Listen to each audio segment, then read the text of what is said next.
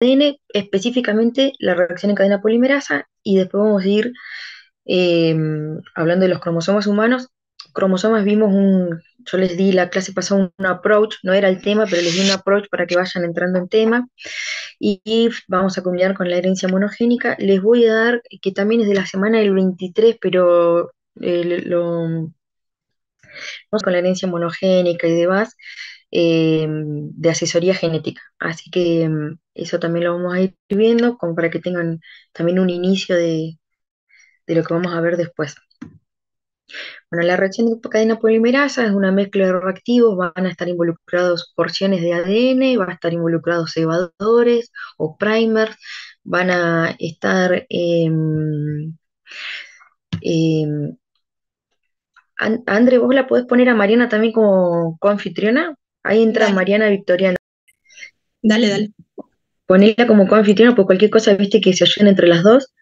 No sé si Flor viene, capaz que sí, capaz que no. Hola Mariana, ¿cómo estás? Hola, profe, bien, bien usted. Perdón. No pasa nada, ahí André te pone como coanfitrión, así se ayudan mutuamente. Eh, No, no me deja ponerla a ¿No te mí deja? como... Para, ahí la pongo No. yo. Ya la pongo. Mm, em, Bueno, entonces, esta técnica fue descubierta por un Nobel de Química que fue el doctor Mullis en el año 1983 y que recibió el Nobel en el 93. ¿Sí? Entonces, esta reacción de cadena polimerasa utiliza porciones, fragmentos muy chiquitos de ADN y los amplifica, ¿sí? Los hace copias, los copia, los replica, eh, y crea millones y millones de copias de ese pequeño fragmento corto de ADN sintético, ¿sí? Después tenemos, utiliza cebadores o primers, pueden también encontrarlos con ese nombre, que son fragmentos cortos de ADN sintético, que lo que hace es, a través de la enzima polimerasa, incorporar los nucleótidos complementarios a la cadena molde, ¿sí? Entonces, utiliza un segmento del genoma, lo va a amplificar y lo multiplica en síntesis de ADN para hacer después el molde del segmento. Entonces acá tenemos, fíjense acá en esta imagen de la izquierda, donde vemos cómo está el cebador, que lo vemos en naranja, la ADN polimerasa, ¿sí? Y toda la cadena de 5' 3' del ADN, o y la inversa, ¿sí? Entonces tenemos, estos cebadores se unen al ADN polimerasa y desde 3' a 5' o de 5' a 3' van creando, a través de los nucleóticos, van creando los copias, ¿no? Entonces tenemos un primer ciclo, el segundo ciclo, ¿sí? Y así, fíjense cómo se van triplicando, multiplicando hasta que se hacen millones de copias. Bueno, una vez que se saca esta porción de ADN de algún tejido, que ahora vamos a ir viendo a medida que va avanzando, vamos a ir viendo cuáles son. eh, el tejido puede ser médula ósea, puede ser glóbulos rojos, los fibroblastos, o sea, pueden ser un montón de tejidos.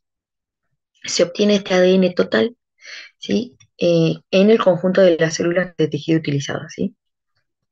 Este ADN se observa como un precipitado y siempre se, se utiliza como medio el agua, ¿sí? Para resuspender. Entonces acá vemos, fíjense cómo toda esta secuencia, ¿sí? Todo esto, estas son moldes, ¿sí?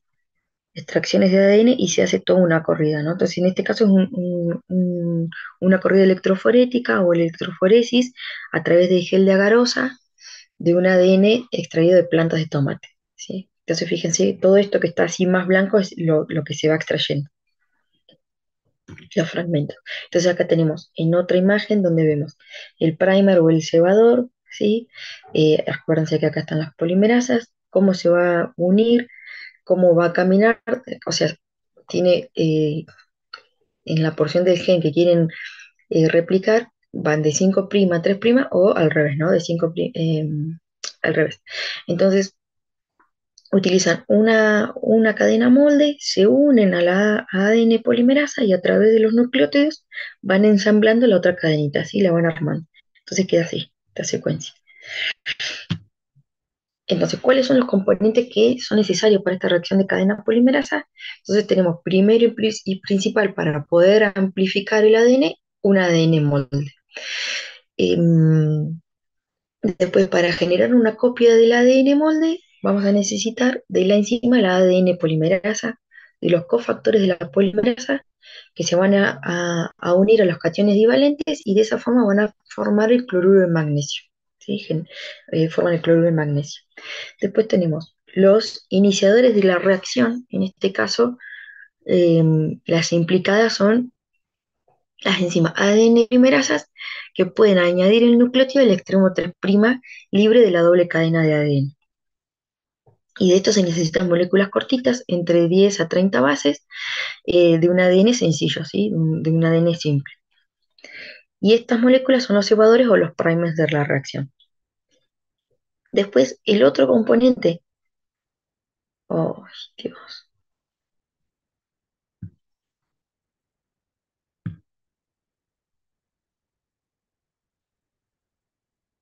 a ver qué pasó.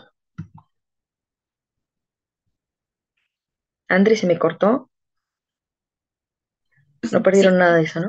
Buenísimo. Bueno, entonces, el otro componente de la reacción de cadena polimerasa son los nucleótidos libres, ¿sí? En esto también, las ADN polimerasas crean una cadena complementaria a la cadena molde y van incorporando los nucleótidos al extremo 3' libre del cebador, ¿sí? Que se unió a la cadena molde.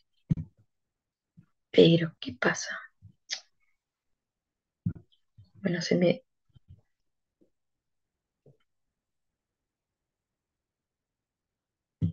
tenemos otra imagen donde vemos cómo el equipo que se utiliza para la reacción en cadena polimerasa, cómo a través de lo que hace es templar el ADN, ¿sí? Entonces hay una denaturación, o sea, baja de 98 grados a 48 grados, ¿sí?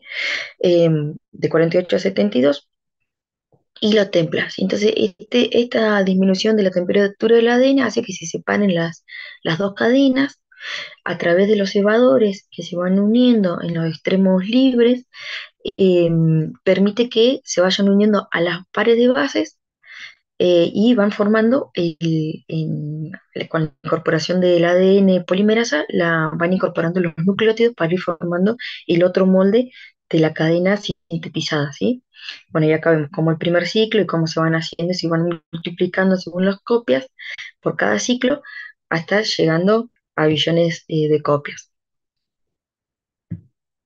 Bueno, acá tenemos la reacción de cadena polimerasa en tiempo real y en tiempo tradicional. ¿Qué significa esto? ¿Qué quiere decir cada uno? Entonces, la en tiempo real lo que va a hacer es amplificar, la amplificación de la reacción de cadena polimerasa según se va produciendo, ¿sí? Entonces, como lo que mostramos recién de los ciclos. Y la tradicional mide la cantidad del producto que se va acumulando al final de los ciclos de la PCR, ¿sí? ¿Cuál de estas dos es cuantitativa? La que es cuantitativa es la que es en tiempo real, porque se recopilan los datos durante la fase. Hay un crecimiento de la PCR en cuanto a la cantidad del producto, o sea, la cantidad de copias de ADN, eh, del molde que se utiliza. Y la tradicional no es cuantitativa porque, hay una comparación entre la intensidad de las bandas amplificadas en uno de los geles, de los patrones de concentración, que eso se llaman semi-cuantitativos, ¿sí? Después, ¿en qué las utilizamos cada una? La PCR en tiempo real es para la cuantificación de la expresión genética, para la cuantificación vírica, ¿sí? Para los experimentos de ARN, de investigaciones y demás, para la verificación de la micromatriz, para la calidad y validación de los sensores, para la detección de los patógenos, ¿sí? De los genotipos y la análisis de la microRN. Y la tradicional es para la amplificación del ADN, para la secuenciación, la elaboración de genotipos, y esta es la que se utiliza en los estudios de clonación de animales. ¿Se acuerdan la primera que era la oveja Dolly? Y después salieron, eh, potrillos y demás clonados. Entonces, esta es la que utilizan.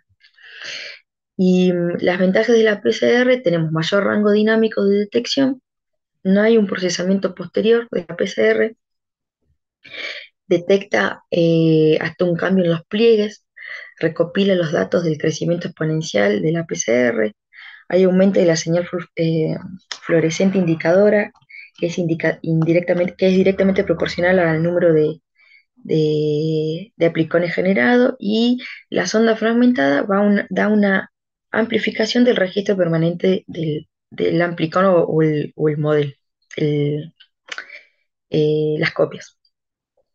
Y las desventajas de la tradicional: que tiene una precisión deficiente, la sensibilidad es baja, tiene un rango dinámico corto de menos de 2 logaritmos, la resolución es baja, no hay una automatización, la descripción es únicamente basada en el tamaño, los resultados no se expresan en números, y el bromuro de tidio para la tinción no es muy cuantitativo, que es lo que se utiliza en estos casos, y hay un procesamiento posterior a la PCR. Después tenemos la corrida electroforética, que son fragmentos separados de ADN que utilizamos como base los geles de electroforesis, que permiten esta separación de los fragmentos, ¿sí? En longitudes, en cadenas sueltas, en cadenas simples. También lo pueden llamar como proteinogramas o corridas de proteínas, son otros nombres. En definitiva, es lo mismo que la cadena de reacción de cadena de polimerasa, ¿sí? Fíjense cómo actúa. Estos que son los bien blanquitos, eso es el ADN duplicado. Bueno, después tenemos otro tipo de cadena, perdón, otro tipo de cadena, no, otro tipo de técnica, que es el Sauerland blot, ¿sí? Que utiliza ARN o ADN como base y tiene un indicador de tamaño marcado con 32P. Entonces, la misma es muy parecida a la electroforesis, ¿sí? Se depositan en el extremo, van en el proceso de migración. Se utiliza siempre el gel y si no agua, ¿sí? Pero el gel como el medio de mayor difusión, de migración del ADN. Entonces tenemos una esponja, como está formado ese filtro, ¿sí? El buffer, ¿sí? Bueno, el ADN que se transfiere al filtro, la hibridación con la sonda marcada, esto lo vamos a ir viendo ahora, la remoción de la sonda no unida. La sonda es esto, las lonjitas, estas que vemos acá, las marquitas de las lonjitas, lo que queda, ¿sí? Lo que queda replicado, perdón, eh, simplificado del ADN nuevo, ¿sí?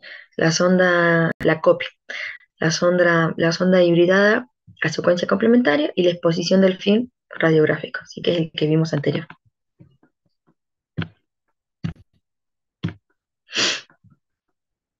Bueno, acá resumiendo qué es lo que ya lo vimos la semana pasada, pero cómo está compuesto el genoma humano.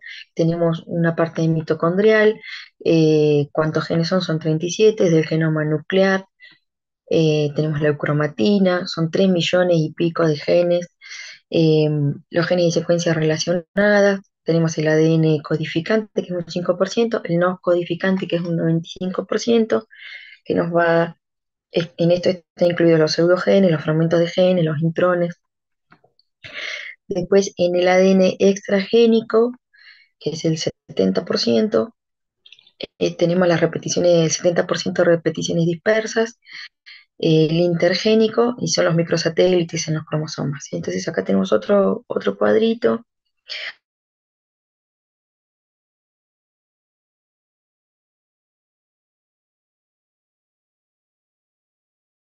representados en un solo genoma haploide, los duplicados, que están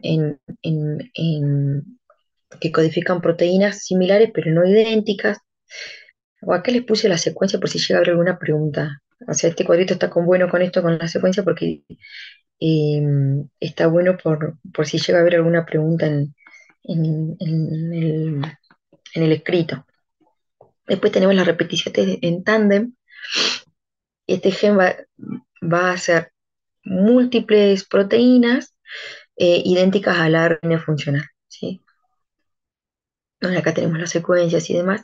El nodo codificante, que es el ADN repetitivo, repeticiones simples o en tándem con los microsatélites o los minisatélites, y dentro de los microsatélites están los genes que se deslizan por una hebra durante la replicación. Los microsatélites son regiones entrecruzadas con una longitud pequeña. Después tenemos las repeticiones dispersas, que acá incluyen los transposones que vimos la semana pasada, que son los que saltan, que son los saltarines, que nos permiten replicar y armar nuevas pares de bases. Después tenemos los retrotransposones, que es lo mismo, pero hacen la inversa, ¿sí? Bueno, este es como que resume la clase anterior con esta clase. Y después tenemos el ADN espaciador, que son segmentos de ADN en la transcripción que no tienen traducción en su función, ¿sí? Que en este caso no hay una transcripción en su función per se. Y dentro de los repetitivos también tenemos los pseudogenes que no van a codificar, no son codificantes del ADN, pero tienen secuencias reguladoras. Bueno, acá otra imagen donde vemos el ADN con las piezas aisladas, cómo se van a ir añadiendo las histonas centrales, el nucleosoma, con las cuentas en cadena, los genes bajo transcripción activa, ¿sí? Cómo van saltando, se siguen añadiendo histonas, las fibras de 30 nanogramos con genes menos activos, ahí se empiezan a añadir las proteínas de andamiaje y adicionales, que ahí van formando los cromosomas activos durante la interfase, se vuelven a añadir proteínas de andamiaje hasta llegar al cromosoma en metafase con la división celular, y esta partecita es todo esto mirado desde atrás, ¿sí? Como haciendo la inversa. Entonces acá dentro, entrando lo que es cromosoma, como habíamos visto en la clase anterior, tenemos que según la disposición del centrómero, vamos a tener los que son metacéntricos, con un brazo corto y un brazo largo, los submetracéntricos, ¿sí? Fíjense cómo está más hacia arriba, los acrocéntricos, los telocéntricos, ¿sí? Los acrocéntricos vamos a tener el satélite, puede tener un pedúnculo, y bueno, acá siempre los centrómeros. Acá en esta imagen vemos, recuerden que en los extremos vamos a tener los telómeros, ¿sí? Que son como esos casquitos protectores para que las hebras del cromosoma no se dañen, y que a medida que se van duplicando, que se va replicando el ADN, estos se van haciendo cada vez más cortos hasta que desaparecen. ¿Se acuerdan que en la clase pasada vimos que si hay alguna alteración en esa replicación, en esa duplicación celular, y estos telómeros no se acortan y no desaparecen, no está la señal del reloj de vida vital de la célula que les avisa de que ya tienen que entrar en una muerte celular, sino que eh, se siguen reproduciendo, pero de forma anómala, y ahí es donde aparecen los cánceres, los tumores y todo lo que son las enfermedades y demás. Fíjense que siempre van a tener estas secuencias, ¿sí?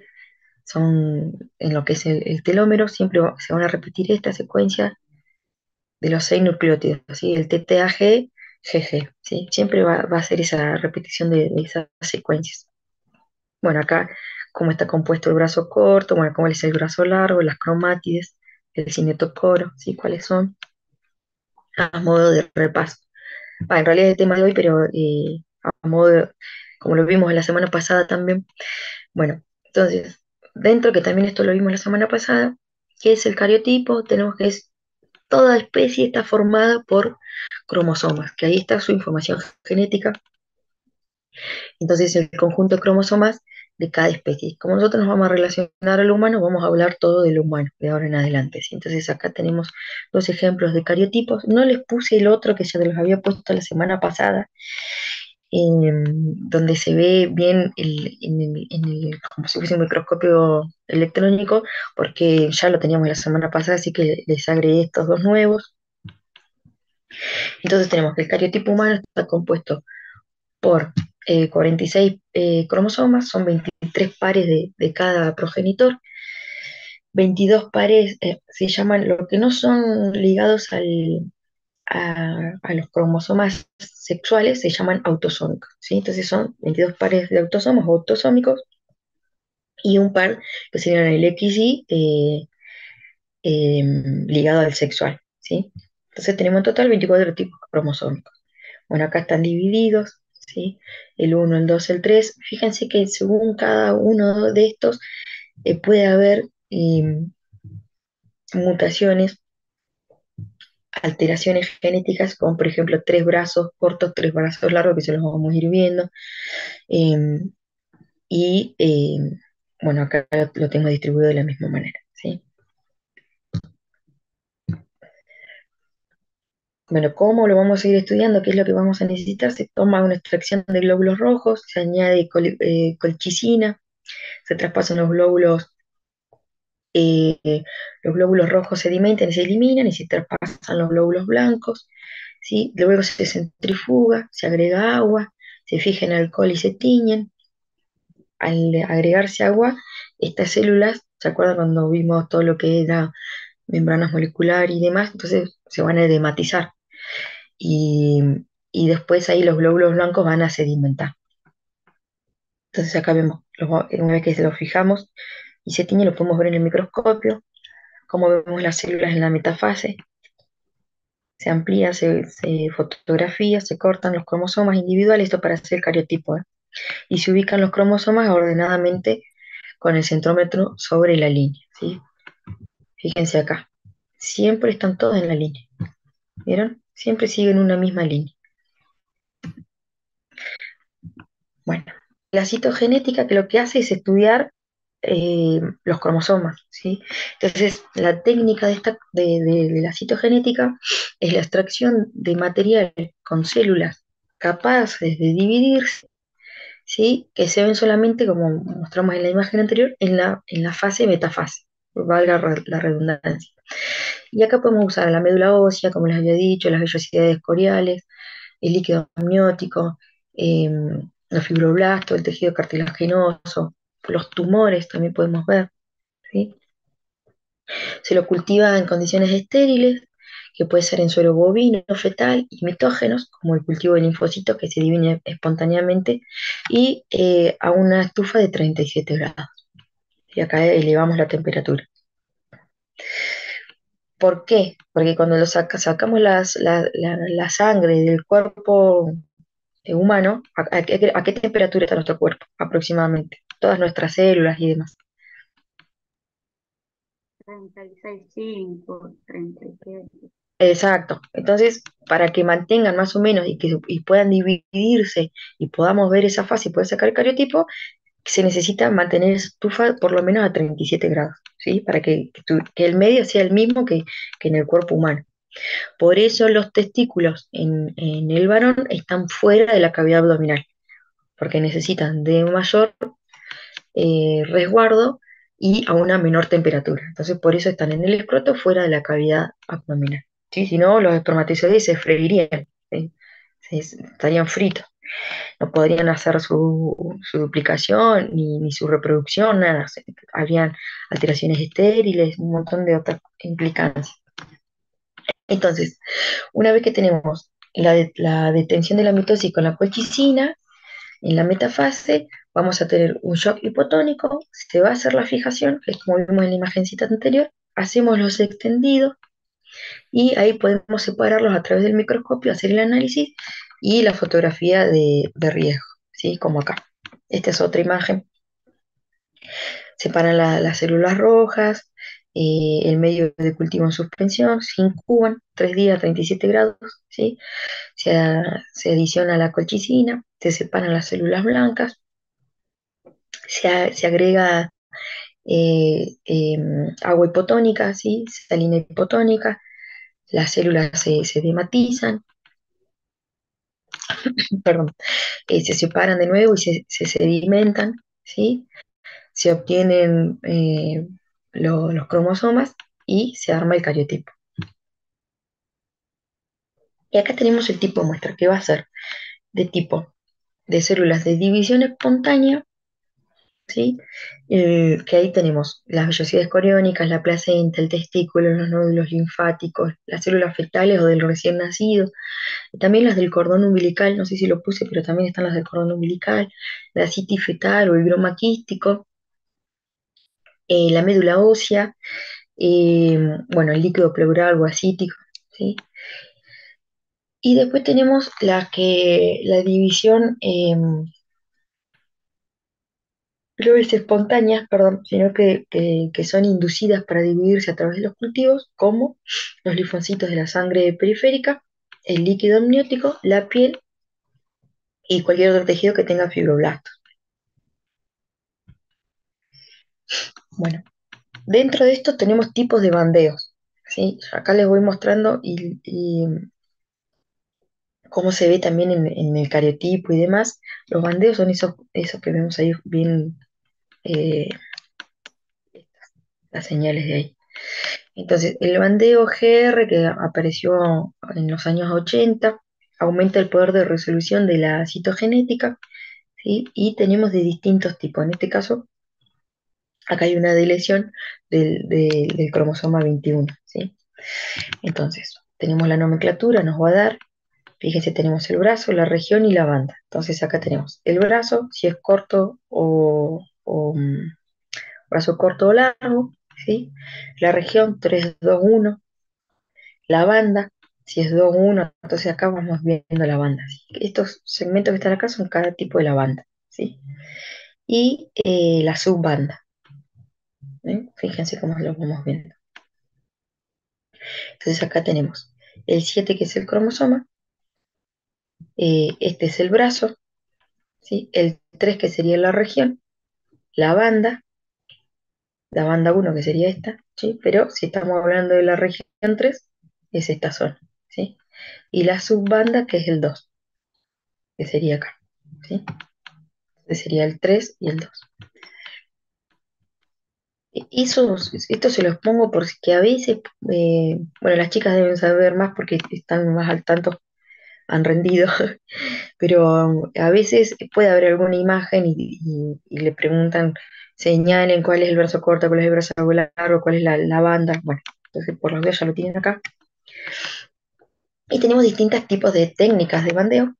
Entonces tenemos las bandas Q, que fueron descritas por Capperson y colaboradores en el año 70, y lo que hace es un tratamiento con quinacrina, con regiones ricas del cromosoma Y y en... Ahí se me fue la palabra. Bueno, ya me va a volver.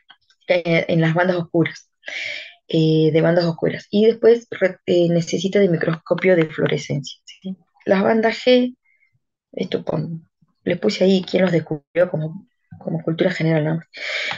Tenemos que es un tratamiento con tripsina, magienza, y las regiones están ricas en las bandas oscuras, ¿sí? En las AT. Después tenemos las bandas R, que tenemos un patrón reverso, las bandas Q y la G, son ricas, perdón, es adenina, tiamina, citosina y guanina, y las vamos a ver como bandas oscuras. En la banda C tenemos la heterocromatina constitutiva y las bandas NOR, que fueron descritas en el 73. Fíjense que cada una apareció primero la Q en el 70, después fueron avanzando hasta las NOR en el 73, que son las organizadoras del nucleolo. Entonces tenemos las bandas Q, que a través que se hacen con un tratamiento de quinacrina en las regiones ricas de adenina y tiamina en el cromosoma Y, ¿sí? Y se ve a través del microscopio fluorescencia. Las bandas G, fíjense cómo las vemos, también son ricas en regiones de adenina y tiamina, que son las banditas oscuras, que son estas, las negritas, ¿sí? Los fragmentos negros, negros bien oscuros. Y se hacen con tripsina y giemsa. El ideograma con las bandas G, entonces acá tenemos distribuidos eh, cromosoma 5, el 7, los cromosomas sexuales, el Y y el X, ¿sí? Esta es la fórmula cromosoma K, bueno, la que conocemos, la 46XY. Acá tenemos las bandas G y R, que es el reverso, ¿sí? Con el par 3 y el par 16 como se ve, ¿sí? Este es el G y esta es la banda R. Las bandas C de la heterocromatina constitutiva, fíjense cómo son las bandas bien oscuritas, ¿sí? El ideograma con las bandas C, ¿sí? Ven cómo van cambiando, todos son ideogramas, cariotipo es el que hablamos al principio, y este a través de las bandas, pero fíjense que siempre el ordenamiento es el mismo, siempre el centrómero siempre siguiendo la misma línea, y se los enumera con cromosoma 1, 2, 3 y el último, el cromosoma XY. En este caso hay una formulación cromosómica de 47 XY con el cromosoma 13 que tiene uno de más. ¿Sí? Acá, ¿lo ven? Y tiene un par más. Bueno, ¿cuáles son las limitaciones de la citogenética convencional? Primero que necesita de metafases, ¿sí? Requiere de las metafases. Y no siempre la calidad de la metafase va a ser óptima, o sea, va a ser la mejor y la más adecuada. Eh, Tiene una resolución limitada, es de 2 a 5 megabytes, y la ventaja de la citogenética convencional, primero y principal, es que es económico, tiene un bajo costo, se puede hacer en cualquier hospital de complejidad baja, que no necesita de complejidad 4, complejidad 5, que no necesita mucha tecnología, entonces es económico.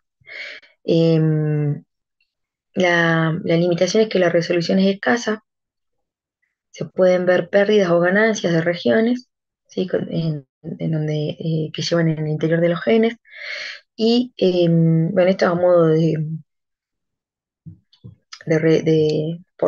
por el escrito más que nada, que el tamaño de la banda puede ser de 8 MB y que va a oscilar entre un gen entre 1.5 kilobytes y 2 megabytes. Y la citogenética molecular, que es la forma alternativa y que es más costosa, tenemos la FISH, que es la hibridación in situ con fluorescencia. Primero que tenés que, como decimos en imágenes, tenés que saber lo que estás buscando. Si no sabes lo que buscas, va a encontrarte algo y no vas a saber qué es. Se necesitan de sondas adecuadas, necesita de alta tecnología y sobre todo herramientas informáticas con tecnologías de última generación. Después tenemos el cariotipo multicolor, el multifish, y la hibridación genómica comparada, ¿sí? Entonces, de la hibridación in situ con fluorescencia, eh, es no, la sondita vendría a ser como lo que vamos a ir, mira, espérate, lo trajo. Ay, no, no, no. La sonda es lo que se va a ocupar, o lo que se va a usar para que podamos tener el resultado del cromosoma que queremos ver, ¿sí? Si lo queremos eh, colorado, ¿sí? Coloreado, ¿sí? Con técnicas específicas y demás, entonces es como una herramienta que se utiliza. Entonces acá tenemos un cromosoma en preparación con el microscopio, con la doble hélice, ¿sí? Cómo es esta técnica de hibridación. No, de nada. Eh, y cómo acuérdense de las secuencias, ¿sí? Cómo va, se desnaturaliza, ¿sí? Y aparece una nueva secuencia.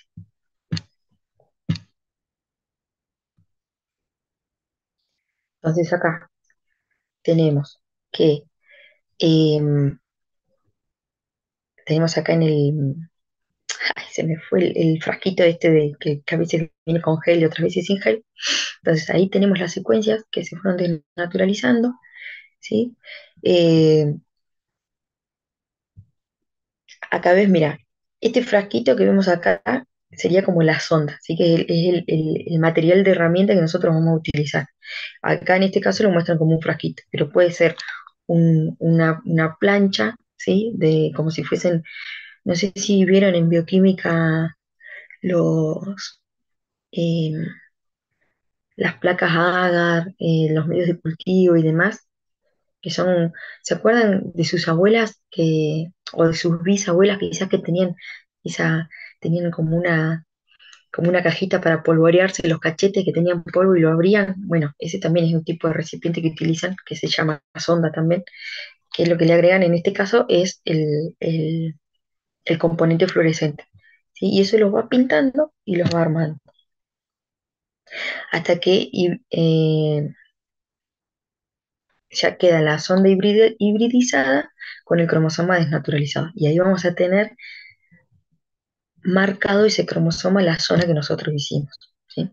Entonces tenemos sondas teloméricas, sondas centroméricas, que son de distintas regiones, las específicas de los cromosomas, que son los pintados cromosómicos, las de las secuencias, que son las ondas únicas o sondas genéticas. ¿Sí? Entonces acá tenemos las ondas teloméricas que van a estar ubicadas en los telómeros. Fíjense cómo hacen la fluorescencia específicamente de los telómeros. ¿Ven? Porque lo que se busca es eso. Las centroméricas, fíjense que solo van al centrómero. ¿Sí? Bueno, acá son repeticiones alfoide, que quieren decir secuencias repetidas del centrómero, que son específicas del cromosoma. Bueno, nos permite ubicar cromosomas concretos. Si estamos pensando en alguna patología, por ejemplo, del cromosoma 21, alguna alteración, y queremos buscar ese cromosoma, bueno, lo utilizamos con esta técnica. Después pintamos, tenemos distintos tipos de pintado de los cromosomas, eh, y lo que hace es también, vos elegís cuál cromosoma querés pintar, y son útiles en lo que son las reorganizaciones cromosómicas. Si en este caso el rosita es el cromosoma 8 y el verde es el cromosoma 2. Y acá tenemos el X, ¿sí? Fíjense, el resto no está pintado, sino que uno elige cuál, porque ya lo identifica. Después, si nosotros queremos ir a una región específica, eh, para ver, por ejemplo, los síndromes por microdeleción, como los cromosomas 7, ¿sí? En estos espacios, entonces tenemos, en este caso es el rojo, que es el centrómero, el cromosoma 7, que está de verde, ¿sí? Y acá, que en este caso es el síndrome de Williams, ¿sí? Y bueno, entonces, esto que tiene que ver con la hibridación fluorescente FISH se hace a través de un microscopio específico, ¿sí? Fíjense con los medios de fluorescencia, a través de un software, ¿sí? Lo que se hace es hibridizar la secuencia de ADN marcada con fluorescencia, que es complementaria a una específica que vos querés analizar, ¿sí? Acá tenemos cómo son las ondas de Fish, las centroméricas, las teloméricas, y más o menos lo fuimos viendo hace un ratito, el pintado del todo, la secuencia simple, el pintado multicolor, ¿sí? Cómo nos va a dar después. Bueno, acá lo mismo, ya me quedo repetida. Después tenemos el otro tipo de cariotipo. Esto no nos tocó hoy, pero tampoco vi que no estaba en el programa de la semana que viene, así que se los puse igual, por si llega a haber alguna pregunta en el escrito, entonces por lo menos que ya lo sepan, si ya lo tienen, ¿sí? Entonces tenemos el espectral multicolor o el SKY, que es la hibridación in situ para cada cromosoma, ¿sí? Que diferencia en 24 colores. Entonces, hace una identificación unívoca del material cromosómico que lo ordena en translocaciones y marcadores complejos. Fíjense esto, así los hace. ¿Ves? Cromosoma 1 es amarillo y no se vuelve a repetir el color. ¿Sí? Es un color distinto para cada uno. ¿Sí? Después tenemos cuál es la utilidad clínica de la citogenética, que existen anomalías cromosómicas y los vamos a ver en uno de cada 150 o 160 nacidos, recién nacidos, vivos o muertos, porque hay muchas anomalías cromosómicas y síndromes genéticos que son incompatibles con la vida, entonces se diagnostican tarde y, eh, eh, y no llegan a la vida, a nacer, ¿sí? Entonces, el 50% de los abortos espontáneos en el primer trimestre se debe a esto, ¿sí? A estas alteraciones genéticas. Y el 2% de las embarazadas de más de 35 años tiene se ha visto que hay una anomalía cromosómica en el embarazo, en el embrión. Bueno, acá entonces tenemos mutaciones genéticas, genómicas, dentro de genéticas, que es la sustitución de las bases, la deleción de las bases, la adición de las bases, la deleción cromosómica, la duplicación cromosómica, eh, perdón, eh, las genéticas es la sustitución de bases y la deleción de bases. Y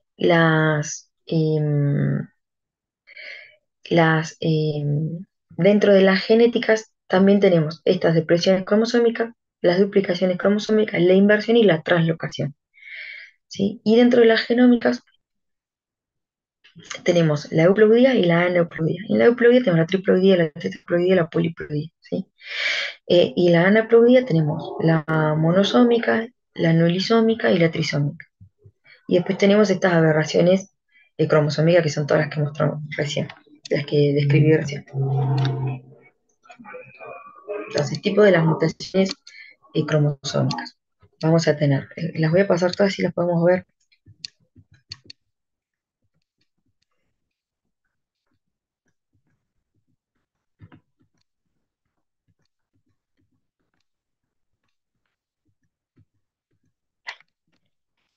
Entonces tenemos las que son deficiencias o con deleciones, ¿sí? Entonces acá tenemos que hay una ruptura, ¿sí?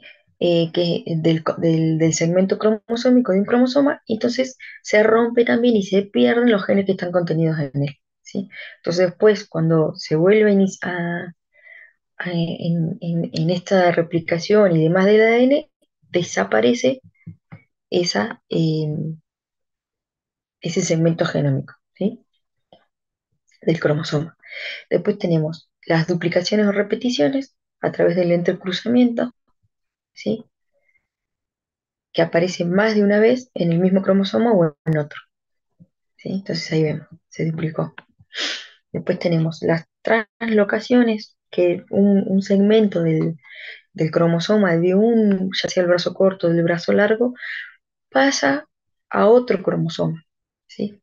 Y puede ser recíproca, con intercambio entre dos cromosomas no homólogos, o no recíproca o por transposición, ¿sí? Cuando no se produce ese intercambio, sino que de un solo fragmento del cromosoma trasloca a otro cromosoma. Después tenemos el de las inversiones con la secuencia, acá vemos las secuencias, hace el loop, se corta el loop, ¿sí? O sea, los segmentos cromosómicos van a girar a 180 grados y esa se invierte con la del respecto del resto del cromosoma, ¿sí? Queda invertida y ahí da una alteración. Dentro de lo que son las euploidías tenemos el número de cromosomas. Acá ya estamos en la semana del 9 de octubre, chicos, ¿eh? Eh, Tenemos las euploidías, el número de cromosomas, que esto es lo que estuvimos viendo, lo de cromosomas y demás. El número de cromosomas, que es múltiplo de n por el incremento de los haploides. Entonces tenemos 3n, que sería la triploidía, se hacían 69 cromosomas. La tetraploidía son los 92, y mayor a 4n es la poliploidía, ¿sí? Un montón de cromosomas. Están en todos los cromosomas del cariotipo, ¿sí? Esto se puede ver en todos, o sea, puede afectar a todos. Eh, ¿Se acuerdan cuando dijimos que algunos pueden llegar a la vida y otros no? Bueno, estos son incompatibles con la vida, ¿sí? Y los vemos en los abortos espontáneos y en las células somáticas patológicas aisladas. La triploidía, ¿se acuerdan que el 3N, este es un 69 pares XXY, fíjense, tenemos 3 cromosomas en cada uno, y encima acá tenemos 2X, ¿sí?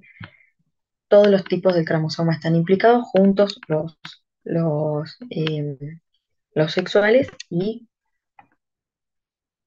los autosómicos. ¿Sí? ¿Cuál es el mecanismo de producción de estas triploideas? ¿Se acuerdan cuál es esta imagen? Bueno, ahí lo dice, pero volviendo a las primeras clases, ¿no? Entonces tenemos el ovocito cuando es fecundado, acuérdense que cruza la cabeza, lo que es cuello y cola desaparece, ¿sí? Ahí es donde tenemos el material de ADN, ¿de qué tipo? En el espermatozoide. Haploide. No,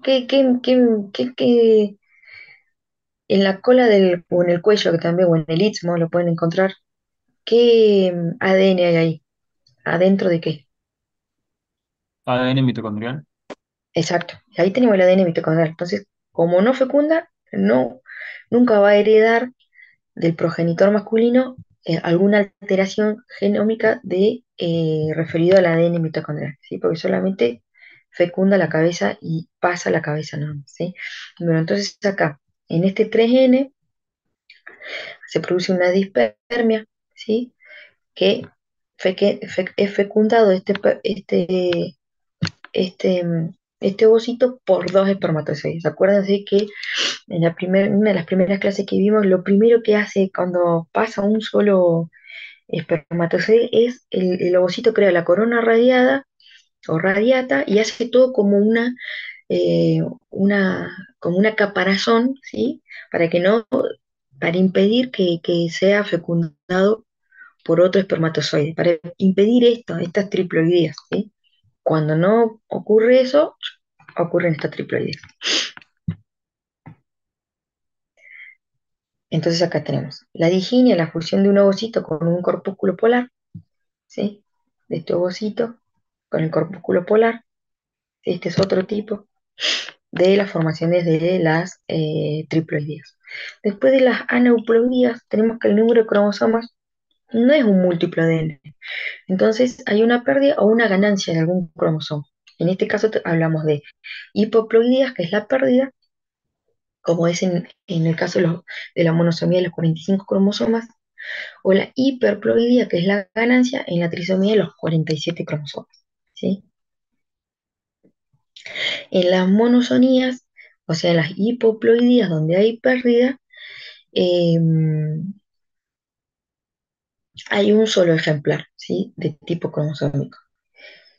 Y en las trisomías de un determinado tipo cromosómico hay tres ejemplares, ¿sí? Ese es lo que significa el significado genómico. Bueno, son alteraciones de- del cromosoma, esto es más habitual encontrarlos, ¿sí? Eh, y también son incompatibles con la vida, están asociadas con los fenotípicos, con variaciones fenotípicas importantes. También producen abortos espontáneos y los más conocidos son los síndromes polimarfomativos más o menos agresivos, como la monosomía del X, del 9, las trisomías del 21, 23, 18 y el X. Estos es como que son los que son compatibles con la vida, ¿sí? Pero la mayoría son incompatibles. Pues tenemos mecanismos de la producción de las aneuploidías. No hay una disyunción en la meiosis, entonces tenemos la primera división. No existe la disyunción en la segunda división, ¿sí? Sino que quedan, entonces vamos a tener un disómico o un nulisómico, ¿sí? Que no aparece, o tipos normales. Después tenemos los distintos tipos de mutaciones aneuploides, el disómico diploide, ¿cómo los vamos a ver? El cromosoma 5, 4, 3, ¿sí? Los monosómicos, cómo se van a ir viendo, el trisómico, fíjense, el tetrasómico, ¿m? Bueno, y así el tetraploide.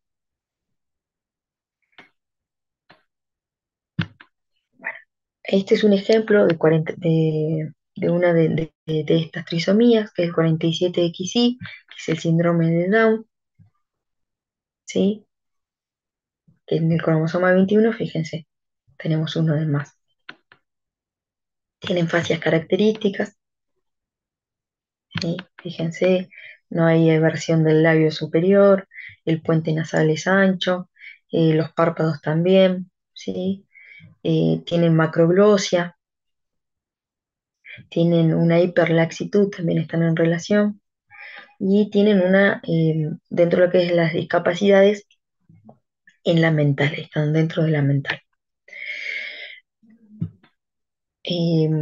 Otro de las monosonías del X es el síndrome de Turner, ¿sí? Fíjense que acá, este es un screening neonatal que se hace por ecografía. Esto que vemos acá siempre, este screening neonatal que es de la transferencia nucal y la medición del hueso nasal, que es el que estamos, eso ecogénico que vemos ahí, que es el puntito de la nariz, ahí les digo, esto es cefálico, ¿sí? Y esto es podálico. Acá tenemos los pies y las extremidades, ahí están arrolladitas, ahí acá vemos parte del muslo, la pierna y el piecito. Y acá es el perfil, acá sería lo que es el maxilar. Entonces, en el down habitualmente no quiere decir que lo veamos, no tiene hueso nasal o el hueso nasal es corto. ¿Por qué les digo? Porque a veces es normal, lo vemos bien y terminó siendo un síndrome de Down. Después, ahora, cuando André nos comparte vamos a hacer un intercambio entre las clases, eh, vamos a ir hablando de eso. Y este es el pliegue de la translucencia nucal, que hay líquido ahí, fíjense, entonces es más de lo normal, hasta lo normal es hasta 10 milímetros, este tiene más de 10 milímetros y tiene características típicas de lo que podría ser por eco, un síndrome de Turner. ¿La ecografía te da el diagnóstico? No, porque para la ecografía, para saber per se sola, no nos da el diagnóstico de, de una cromosomopatía. Sí nos puede orientar, por ejemplo, es de una trisomía 21 o trisomía 18, puede ser. Bueno, sí, eso sí, lo podemos ir diciendo que pueden llegar a ser. Pero en sí el estudio genético o citogenético es el que nos va a dar el diagnóstico definitivo, ¿sí? Acuérdense que el diagnóstico por imágenes siempre son estudios complementarios. Eh, Siempre se necesita de la clínica. Y nosotros como médicos, que somos médicos, y la clínica es soberana, no los clínicos. O sea, cuando ustedes les digan la clínica es soberana, significa que la clínica, esto, los signos, los síntomas, la edad de la madre, los padres, los antecedentes familiares, bueno, todo eso es la clínica, y la clínica es patrimonio de todos, ¿sí? De todos los médicos, la especialidad que, que practiquen, ¿sí? Sobre todo en diagnóstico por imágenes, nosotros nos basamos mucho en la clínica, mucho en fisiopatología, para dar un diagnóstico. ¿Sí? En la mayoría de las veces está acertado porque después hablamos con los colegas y terminó siendo el diagnóstico que nosotros eh, eh, le sugeríamos o proponíamos como una opción diagnóstica. Pero siempre todo va de la mano, ¿sí? Nunca puede ir algo solo nada más, ¿sí? Como por ejemplo el diagnóstico de apendicitis. El diagnóstico de apendicitis no es ecográfico, porque yo en ecografía puedo ver el apéndice engrosado, gordo, puedo ver la grasa un poquito rarificada y demás, pero el laboratorio me marca que tiene los glóbulos blancos normales, no hay aumento de la eritrosedimentación y tampoco de la PCR, o sea, no hay signos inflamatorios y no es una apendicitis. Si el cirujano lo ve y dice, bueno, no hay tanto dolor, lo expecta y no terminó siendo una apendicitis. Fue un hallazgo de un apéndice que quizás podía llegar a continuar con un proceso de apendicitis o solamente hizo un engrosamiento focal y el mismo organismo lo encapsuló ahí nomás y no produjo la apendicitis. Entonces, en este caso del Turner, fíjense, tienen cuello corto, son de baja estatura. No sé si se acuerdan que había una película donde había que unos padres habían, bueno, en realidad un caso real, en Estados Unidos habían adoptado una niña y en realidad se suponía que tenía 10 años, en realidad era una mujer adulta de 30 y pico de años, pero siempre quedaba sin adopción porque se portaba re mal y demás, entonces los padres en Estados Unidos como que la devolvían y patatín patatán. Bueno, se había hecho pasar por una niña y en realidad era una persona adulta.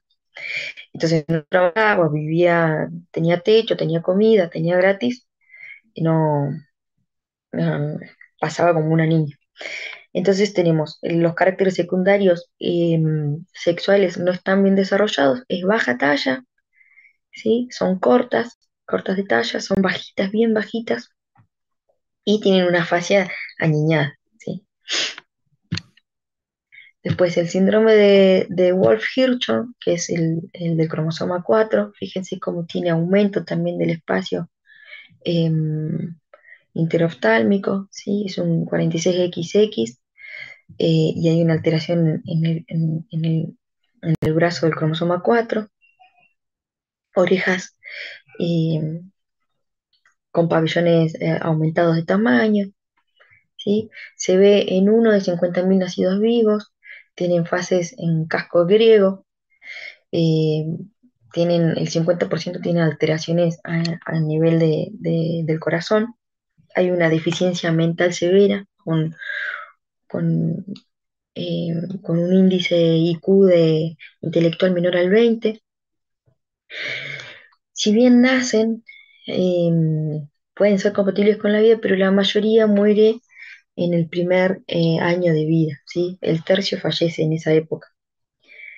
Eh, bueno, tiene entre un 85 y el 90% de nuevas de lesiones. Entonces, ¿cuándo tenemos que sospechar estas alteraciones? En el niño, sobre todo quizás que no tienen estas patologías, no tienen, estas son trisomías y patologías específicas, pero cuando no las hay, pero tenemos un retraso madurativo, una restricción del crecimiento intrauterino, tenemos una baja talla cuando ya nació, es macrosómico o es microcefálico, ¿sí? Eh, o macrocefalia, fue un error, perdón. Es hipotónico, o sea, es un lactante que le vamos a hacer los reflejos y cae como leche, o sea, como una gelatina, o sea, no tiene tonía muscular. Hay que vemos algunos defectos congénitos, ¿sí? Podemos tener criptorquidia. La criptorquidia es cuando no desciende todavía el testículo a la bolsa escrotal, sino que queda o en el canal inguinal o a nivel abdominal. Cuando hay abortos espontáneos recurrentes, cuando hay una menorrea primaria, ¿sí? O cuando nace muerto. Entonces, en esos casos es cuando hay que sospechar una cromosomopatía. Entonces, esto como para que les quede claro, las únicas monosomías compatibles con la vida son las del par sexual, ¿sí? Lo vamos a ver más adelante. Y las trisomías autosómicas compatibles, el 18, el 21, el 13 y el 22, las alteraciones cromosómicas. La mayoría de los huevos trisómicos se pierden o sea, del huevo me refiero a la fecundación, se pierden como abortos espontáneos en el primer trimestre, ¿sí? Y la frecuencia de aberraciones cromosómicas aumentan con la edad materna. O sea, todas las mujeres tenemos un riesgo basal de tener cromosomopatías. Aumentan a medida que van aumentando los años, ¿sí? Tenías bibliografía que te dice mayor de 30 años, mayor de 38 o entre 40 y 45, mayor de esa edad. eh, Aumenta el riesgo basal de sufrir alteraciones o aberraciones cromosómicas. Tener esa edad, ¿significa que vamos a tener esa alteración? No, lo que significa es que tenemos mayor riesgo. Puede que lo tengan, puede que no lo tengan, ¿sí? Un 50 y un 50. Y lo que siempre se puede hacer es un estudio citogenético en el caso de un feto muerto, de ese estudio, ¿sí? Y ¿querés compartir vos? Yo dejo de compartir, André, y vemos algo de prenatal y después seguimos con el resto. ¿Te parece, André? Así puedes Dale, compartir. Yo ya lo dejo. buenísimo. Bueno, yo les armé una clase muy cortita de diagnóstico prenatal que un poco estuvimos hablando recién. eh, Así que bueno, yo a mi comisión les mandé unas hojitas del libro Arteaga que tiene un apartado de diagnóstico prenatal que está muy bueno. Yo esas hojitas son 4, se las mandé a Juan García y me dijo que después se las iba a pasar a ustedes. Así que bueno. Hay igual muchas cosas que ya vieron de APS, así que como para que vayan viendo cómo se integra todo y para que vean que lo que estudian en APS también es válido para esto y así con todas las materias. André, perdón. Después me lo pasás y yo se los paso a los chicos de la comisión de los lunes. Dale. Dale, gracias. Bueno, empezamos por diagnóstico prenatal. ¿Se acuerdan igual de APS cuáles eran las características para que un control prenatal, un control del embarazo sea correcto? Eran 4 características. Lo Tiene que volvieron a ser hacer hace poquito. oportuno, Sí, oportuno, de amplia cobertura, periódico y Me falta una. Incompleto. Bien, perfecto. Bueno, diagnóstico prenatal entonces comprende todas las acciones diagnósticas.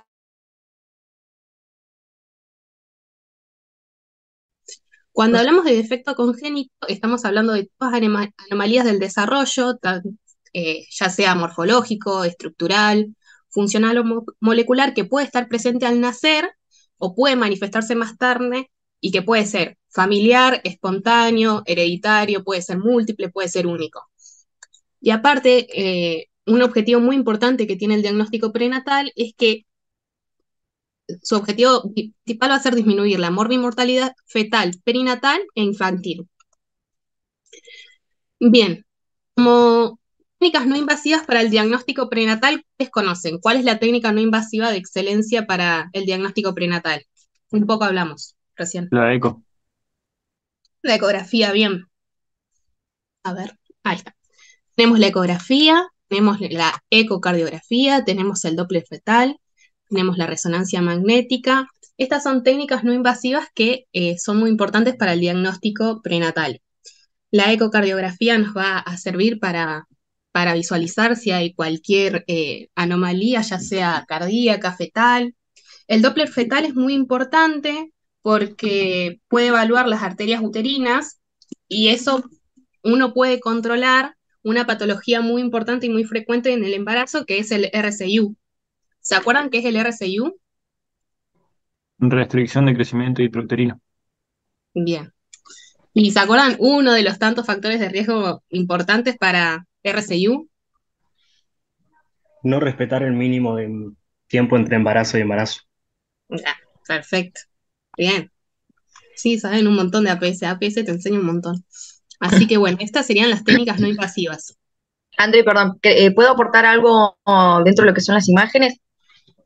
Bueno, dentro de esto que está hablando André, tenemos el ecocardiograma, sobre todo, que es la ecografía en realidad, pero está dirigida al corazón fetal. Entonces, ahí lo que tenemos que identificar como médicos imagenólogos, o por ejemplo, médicos generalistas, pero que están en el interior de la provincia de Neuquén o de Río Negro o en la provincia que se encuentren y pudieron tener una aproximación con el diagnóstico por imagen, identificar la transposición de grandes vasos, cuando hay un solo ventrículo, o sea, en vez de las cuatro cavidades cardíacas hay uno solo, ¿sí? O tenemos solamente el ventrículo derecho, la inversión cardíaca, ¿sí? El situs inversus, bueno, todo eso nos permite el- el- la ecografía cardíaca fetal, se le hace a la mamá, al feto, ¿sí? Al bebé.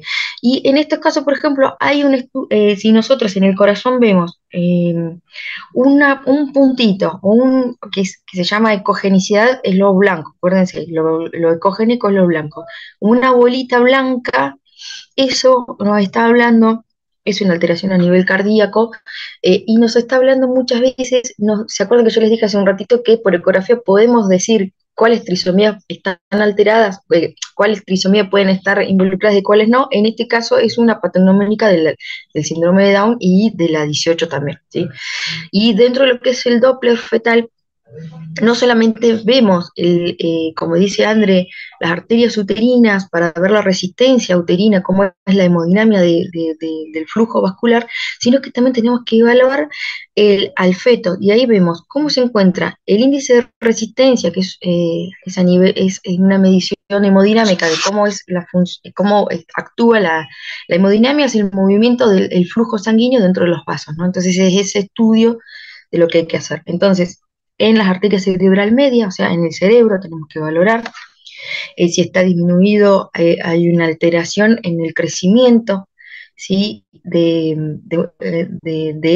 ese cerebro y una restricción de oxígeno también. Entonces, eso también es otra cosa que tenemos que valorar. Y lo que tenemos que ver otras veces es el shunt, es un shunt vascular que vemos en el feto, las que tenga las arterias, todo lo que es valorar el cordón umbilical, ¿sí? ¿Cómo está formado el cordón umbilical? la arteria, la vena, de- dos arterias y una vena. Bien, entonces que tenga eso, ¿sí? Entonces eso nos permite todo esto que nos habla André. Y lo que es la resonancia magnética, el diagnóstico prenatal, se recomienda siempre a las mujeres embarazadas que están en el primer trimestre. No está muy recomendado, si bien es una radiación no ionizante lo que emite la resonancia magnética, pero como es un gran imán y provoca movimientos de iones y moléculas y demás, eh, eh, se ha visto que está en relación, en algunos casos, no en todos, pero en algunos casos, de abortos espontáneos, ¿sí? Porque lo que provoca es un desprendimiento de lo que se está, de la placenta que está creciendo, y les provoca un aborto espontáneo en las mujeres embarazadas que se hacen. Solamente se hacen cuando es de extrema urgencia, ¿sí? Si no, lo que es todo lo diagnóstico en resonancia se hace después. No sé, fíjense que no está la tomografía ahí, ni la RX. ¿Por qué no está? Por la Porque radiación son que Porque son ionizantes y invasivas. está prohibida la embarazada. Porque son ionizantes. Y la radiación ionizante provoca alteración. La radiación ionizante es acumulativa. Se acumulan en nuestras células, rompen nuestro genoma, rompen nuestras células, alteran nuestros genes. Entonces, y no es que me irradio hoy y mañana ya lo despedí. No, queda en nuestro cuerpo. Por eso es muy importante ustedes como médicos y futuros médicos, el día de mañana no pidan RX por pedir, sino siempre, o tomografías porque sí, siempre criterio clínico, ¿sí? La clínica es soberana. No importa la especialidad que tengas, pero la clínica es soberana. Entonces, auscultamos, palpamos, no hace falta. Porque, por ejemplo, una TC de tórax o de abdomen equivalen a más de 700 placas radiográficas en un momento, ¿sí? Entonces, eso a tenerlo en cuenta. Gracias, André. Bien, perfecto. Ya quedaron más que claras las técnicas no invasivas. Ahora vamos por las técnicas invasivas. A ver, ahí está. Técnicas invasivas conocen. RX, tomografía. No, esas no son técnicas invasivas. O sea, esas recién dijimos que no se pueden hacer en el embarazo.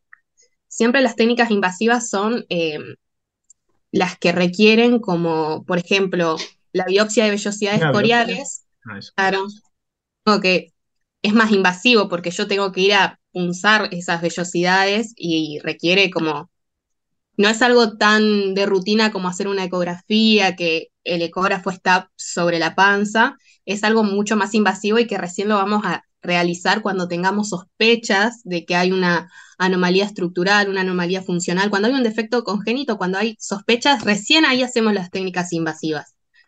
Para que les Bueno, quede claro, perdón, André, no invasivo o invasivo, ¿qué significa? Tiene que ver con invadir la piel. Entonces, en el momento que nosotros pasamos una aguja, un bisturí, pinchamos algo, eso ya es invasivo, ¿sí? Como para que les quede claro. Lo no invasivo es lo que hacemos imágenes y demás. O sea, un laboratorio ya es invasivo porque estamos sacando sangre, o sea, no es no invasiva, ¿sí? Casi siempre lo no invasivo son el diagnóstico por imágenes, y estos son las invasivas, porque por ejemplo, biopsia de las vellosidades, bueno, ahora lo voy a hablar, después yo les explico desde intervencionismo cómo lo hacemos, pero invasivo porque atravesás la piel del individuo con algo, ¿sí? Entonces invadís su cuerpo, entonces con algo, ¿sí? Eso se llama, para que difieran lo que es invasivo y no invasivo, así les queda claro ahí. bien, perfecto. Bueno, en técnicas invasivas tenemos la biopsia de vellosidades coriales, la amniocentesis, la cordocentesis. También está la opción de hacer un diagnóstico genético de preimplantación. Y con ese material genético que obtenemos a través de esa técnica invasiva, se va a evaluar el cariotipo, que es lo que estuvimos hablando recién. ¿Se acuerdan qué es lo que qué es lo que evaluamos en un cariotipo?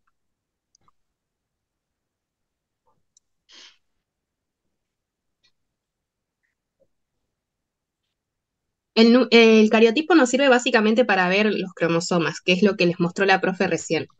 Estudios moleculares, microarrays y estudios citogenéticos. Nosotros hacemos esa técnica invasiva para obtener una muestra y esa muestra estudiarla.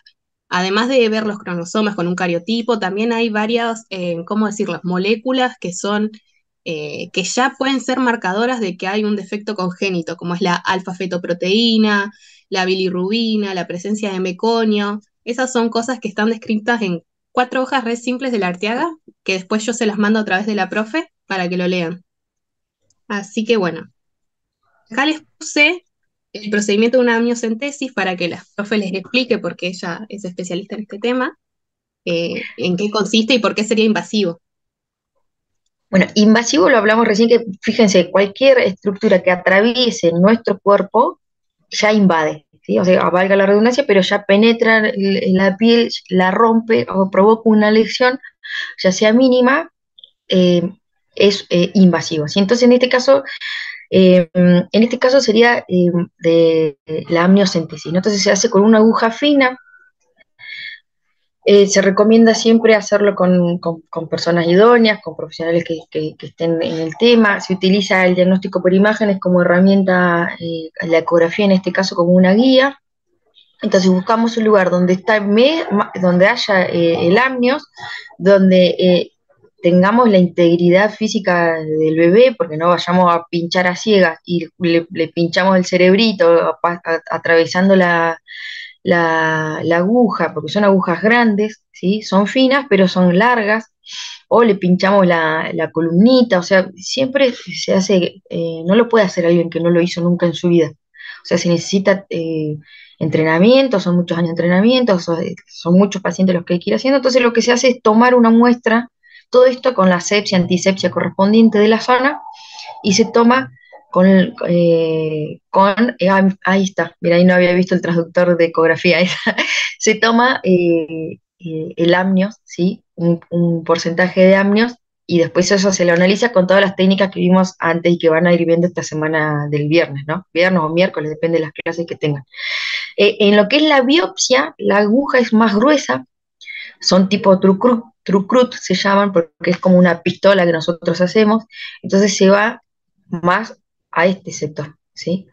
A las vellosidades coriónicas. ¿Sí? Entonces ahí sí necesitamos sacar un fragmento de eso, no líquido, no celulitas chiquititas para hacer el citológico, no, necesitamos hacer un análisis de toda esa zona. Entonces se sacan choricitos con esa trucrut, que es una aguja bien gruesa, o agujas de biopsia se llama, tipo trucrut, y se toma la muestra en ese lado, ¿sí? Bien, ahí justo está el esquema de la biopsia de vellosidades coriónicas. Ah, ahí está, mira, sí. Y transvaginal lo mismo, acá se pone, lo que se hace es poner el ecógrafo transvaginal, ¿sí? El transductor, y con guía se pincha se puede hacerlo con este catéter de biopsia, ¿sí? O el catéter es como si fuese el capuchón de una virome, ¿sí? Bien alargado, y ahí se pasa una aguja interna y se va hasta ese lugar, y se hace el choricito de la biopsia, ¿sí? Le digo choricito porque cuando uno saca las biopsias son todas choricitos, son todas tiritas gruesas de tejido, ¿sí? Buenísimo. Bien. ¿Saben lo que es una técnica de screening? ¿Alguna vez escucharon la palabra screening? En el embarazo de bajo riesgo, o sea, un embarazo de cualquier persona que no tenga factores de riesgo ni que haya tenido antes eh, un feto con alguna neuploidía, hay varios screening que son como diagnósticos, es una serie de estudios que se le realiza a todas las embarazadas para diagnosticar o prevenir ciertas cosas. En el embarazo existen screening de cromosomopatías, que es esto que hablábamos de la ecografía, existe screening de preeclampsia, que es básicamente la hipertensión gestacional, por así explicarlo, que no lo vamos a tratar porque no tiene nada que ver con la materia, screening de parto prematuro, que también son muy útiles las imágenes para evaluar el cuello del útero, screening de defectos congénitos, que acá también tiene un papel re importante la ecografía, y screening de alteración del crecimiento, que es justo lo que hablábamos hace un rato del RCI. André, ¿puede ser que a los fetos también se le haga screening cuando apenas nacen para ver si tienen galactosemia o alguna otra patología antes de que dejen el hospital? Sí, ¿te acordás cómo? No, creo que se le hacía un tajito en el talón, ¿puede ser? Con un Tal bisturí se cual. sacaba esa sangre y se estudiaba. Lo vimos en Bioquímica. Tal cual. Sí, sí, tal cual. Además de esas alteraciones bioquímicas que pueden haber, también con ese pinchacito en el talón se puede diagnosticar una patología que ustedes la vieron el viernes, los de la comisión D, que es la fibrosis quística. Eso también es muy importante. Bueno, ustedes saben, no sé si esto lo vieron en APS, ¿cuántas ecografías deberían realizarse en un embarazo de bajo riesgo? Esto está estipulado por ¿Cuántas? la... Sí, ¿cuántas? ¿Cuántas no? Pero vimos que la primera tiene que ser antes de las 13 semanas. Bien. ¿No son 5? ¿No son 5 o menos de 5, algo así? Mira, ahí se los puse. Esto es lo que está estimulado por la Organización Mundial de la Salud. Tendrían que ser mínimo 3. La primera sí tiene que ser entre las 11 y las 14 semanas, que esta ecografía es re importante porque es lo que nosotros llamamos el screening de cromosomopatías. Ya hay un montón de efectos congénitos que en la primera ecografía, entre esas semanas, se puede diagnosticar. Y aparte es sumamente importante porque con esa ecografía yo voy a poder determinar la edad gestacional. Después tenemos una segunda ecografía entre las 20 y las 24 semanas, que es el scan fetal, que eso ya lo que estudia es la anatomía de ese embarazo, la proporción, ver si es correcto. Y por último ya tenemos a las 35-37 semanas. Estas son las mínimas que se deberían realizar en un embarazo de bajo riesgo. Y bueno, tener en cuenta esto, que recién les hablaba a las profe, que el screening ecográfico está asociado con una detección significativamente más elevada de malformaciones fetales mayores y que permite la detección de signos ecográficos de aneuploidías. Acá les puse ejemplos de malformaciones ya en la primera ecografía que se deben detectar siempre. Siempre con una ecografía en el primer trimestre estas malformaciones son capaces de detectarse, que es la acrania, la anencefalia, la holoprosencefalia alobar, que si no saben lo que es básicamente que el lóbulo frontal no se divide, entonces no queda dividido en dos mitades el cerebro. La onfalocele y gastrosquisis, que si se acuerdan un poco de embriología de digestivo, por ahí se acuerdan de qué eran esas patologías. No sé si alguien se acuerda, por ahí es muy fina esa pregunta. ¿Del conducto mesentérico? ¿Puede ser? Sí, básicamente en esas patologías es como que la pared abdominal no contiene las vísceras y salen para afuera, así explicándolo muy Sí, vulgarmente. ¿se acuerdan del intestino medio, de donde empieza a formarse el embrioncito y demás? Visualicen en la imagen esa del embrión del intestino medio, que ahí está todo lo digestivo, el intestino y demás. Eso sale hacia afuera del feto, o sea, del embrioncito, es como que hay una eversión, como si fuese una hernia, y después, para poder desarrollarse, porque en el embrioncito, que es muy chiquitito, y el intestino es grande, es largo, no entra en la cavidad abdominal del embrioncito. Entonces, fisiológicamente ocurre esto que es la embriología, por eso es somos tan perfectamente creados y armados, que sale ese intestino como una hernia, como una eventración, y después el mismo organismo en su etapa embriológica lo lleva a su cavidad abdominal y se cierra, que eso es a nivel del cordón umbilical, ¿sí? Cuando persiste eso lo vemos hasta las 12, 13 semanas de edad gestacional, lo podemos llegar a ver, pero cuando persiste eso, hablamos de gastroquisis u onfalocele, ¿sí? Que tenemos todo hacia afuera, quedó afuera, o sea, como quedó todo gran eventrado en vez de haberse metido en la cavidad abdominal. Eso repásenlo porque como ahora estamos viendo más órganos y demás, quizás algún docente en el oral, y no sé si en el escrito, pero les pregunten sobre el desarrollo de esto, ¿no? Bien, esos fueron como ejemplos de las malformaciones que se detectan el 100% de las veces que, bueno, que un personal entrenado realiza una ecografía del primer trimestre. Después hay otras que se deberían detectar el 50% de las veces, como es la espina bífida abierta, malformaciones cardíacas severas. Eso se los pongo como ejemplo.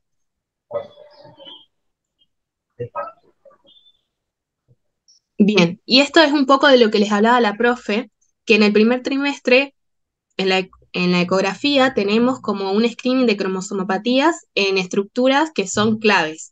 Una es la translucencia nucal, otra es el hueso nasal, el ductus venoso y el Doppler venoso. Acá les pongo, ¿ustedes pueden ver mi cursor?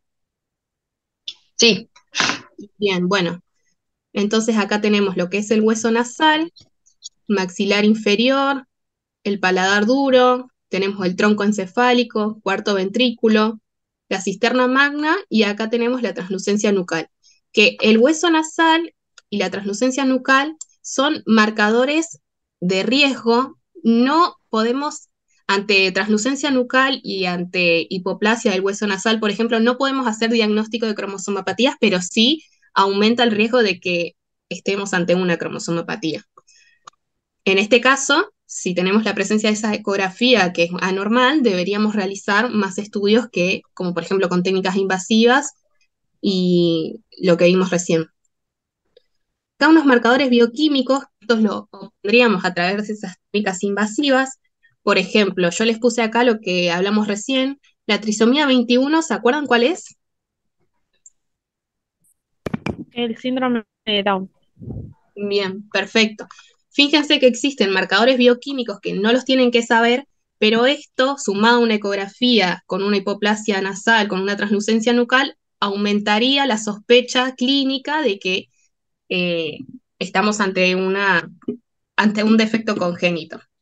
El síndrome 45X también lo hablamos recién, pero no lo vimos como 45X. ¿Se acuerdan cuál era?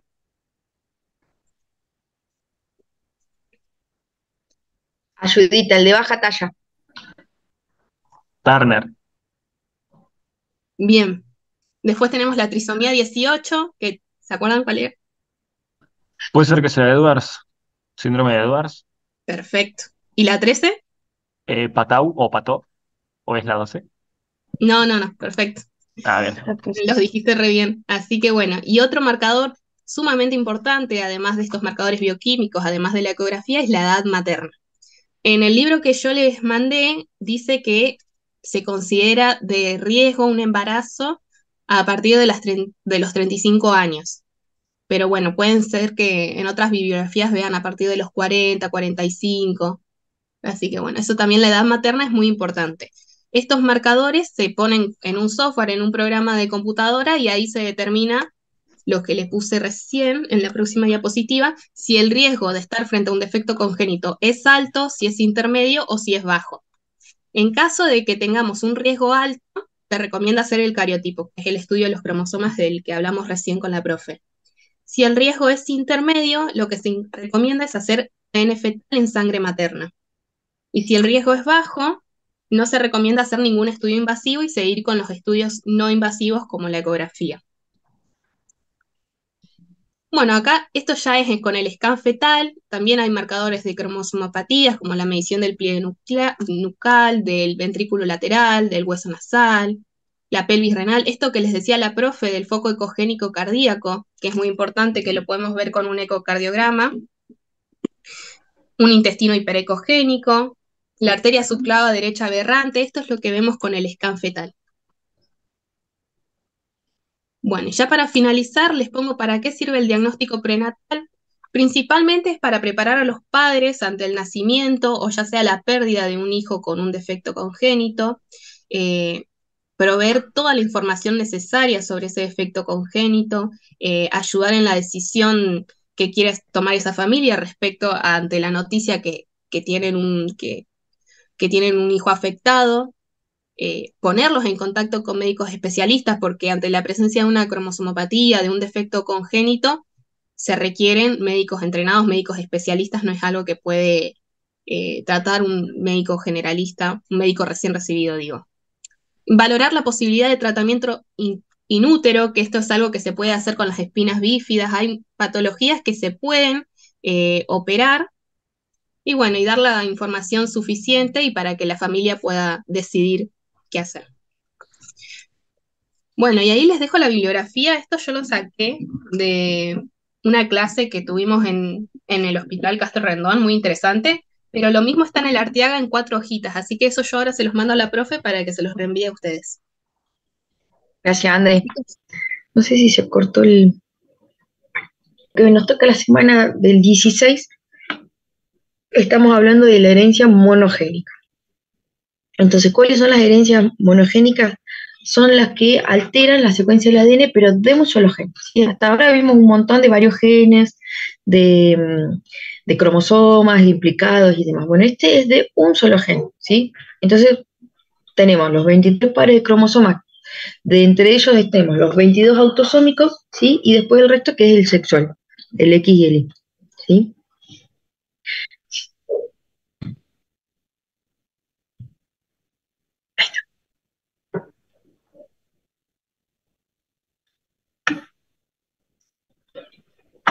Entonces, cuando hablamos de un estudio de enfermedades cromosómicas o genéticas, tenemos lo que hablamos de una alteración cromosómica, que fue todo lo que estuvimos viendo hace un ratito, como el brazo corto y el brazo largo, ¿sí? Eh, cómo se ven alterados, ¿sí? A nivel de la cromátide, cómo vemos el nucleosoma, los histones, y la alteración genética es acá, a nivel de la base de los pares, ¿sí? En el gen, de la formación de un segmento de gen en la alteración de los pares bases, ¿sí? O las bases pares. Entonces tenemos las enfermedades genéticas, esperen que voy a pasar esto así se ve mejor completo.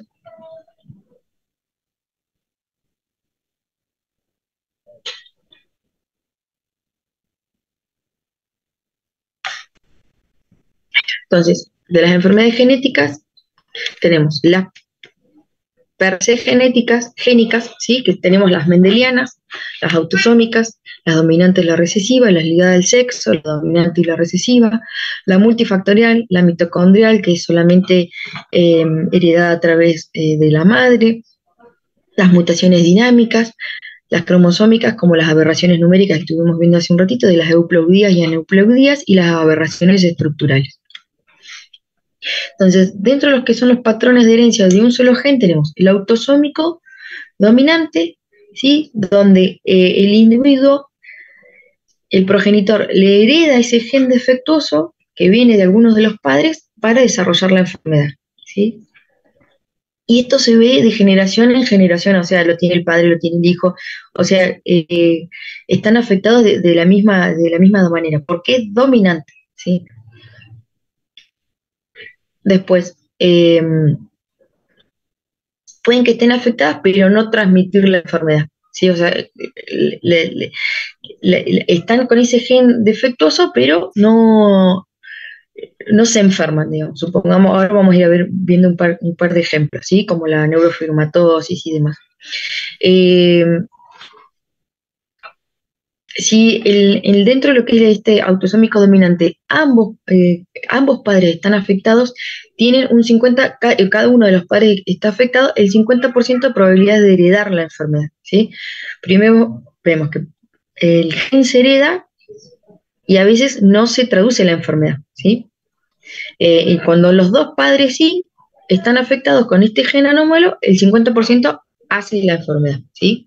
Profe, una consulta. Si un Sí. solo padre tuviera el gen para la enfermedad y se lo diera el hijo sería portador de la enfermedad, pero no estaría enfermo, ¿no? Claro, exacto, ahora vamos a ir hablando de eso. Exacto, es portador, pero no la transcribe la enfermedad, ¿sí? O sea, no la traduce, fenotípicamente no la traduce. Bueno, y ahí tanto hombre y mujer tienen la misma probabilidad de padecer el autosómico dominante. Y uno de los ejemplos es la fibromatosis tipo 1. Después tenemos la autosómica recesiva. La primera era la dominante. Autosómica, recordemos que hablamos de los pares de los cromosomas que no involucran los cromosomas sexuales, o sea, el resto de los cromosomas, ¿sí? Si son 23 pares, 22 son autosómicos. Entonces, en la recesiva, el hijo, así como para darles un ejemplo, heredan las dos copias del gen afectado, tanto de la madre como paterna, ¿sí? Y van a heredar la enfermedad. Y los que tienen un solo gen afectado son los portadores de la enfermedad, pero no la expresan, ¿sí? En este caso la fibrosis quística. No sé si la vieron en alguno de los trabajos prácticos, que creo que estaba en PEDCO. El viernes, Entonces, profe, la comisión del viernes tuvo casos de la profe Natalia dio caso clínico, digamos, como para hablar de todo lo que sería genética, en el caso de la fibrosis quística. Tuvimos que buscar y después hicimos una puesta en común. buenísimo. Bueno, entonces ya están embebidos en lo que es la fibrosis quística. Bueno, en ese caso son portadores de la enfermedad, pero no la expresan, ¿sí? Después tenemos el recesivo ligado al cromosoma X. Ya acá estamos hablando de los cromosomas sexuales, ¿sí? En este caso, aunque la mujer tenga el gen anómalo, no va a expresar la enfermedad. ¿Por qué? Porque el padre, el progenitor masculino, también le dio un cromosoma X, ¿no? Pero que no está anómalo. Entonces, compensa esa anomalía con el gen del papá, ¿sí?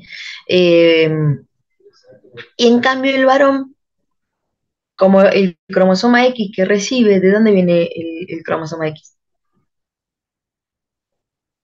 De la madre. De la madre, De la porque madre. el padre da el I, o sea, acá si vieron que siempre dicen, ay, eh, viste que a veces le hacen bromas a las mujeres que están embarazadas que no tienen, por esto que hay como esta cosa sexual social de si el primer hijo tiene que ser varón y que qué sé yo, patatín patatán, entonces la cargan a la mamá de que ay, no fue varón porque no le pusieron empeño, cosas así. En realidad el que transmite el I es el papá. Entonces ahí ya saben que el chiste ese está por el lugar porque el que no le pasó el cromosoma correspondiente para que sea un varoncito es el progenitor masculino. ¿Sí? Entonces, en el caso del varón, va a sufrir la enfermedad, tiene un 50% de heredar el gen defectuoso y de desarrollar la enfermedad. ¿Sí? Y después, cada una de las hijas tiene el 50% también de heredar el gen defectuoso y de ser portadora de la enfermedad. Muchas de las mujeres no tienen síntomas de la enfermedad, pero tienen un hijo afectado. Entonces, cuando en el consultorio vemos un niño que es muy característico de alguna patología del cromosoma X, hay que estudiar a la mamá, ¿sí? A la mamá y a la abuela y así ir hacia atrás, porque ahí está el gen, ahí está la anomalía, ¿sí? Y después, el hombre que está afectado de la enfermedad ligada al cromosoma X no transmite la enfermedad, ¿sí? Porque no, solamente aporta el cromosoma Y. Y sí se lo voy a dar a sus hijas, que les da el cromosoma X, y ellas van a ser las portadoras. Este caso, por ejemplo, la hemofilia, ¿sí?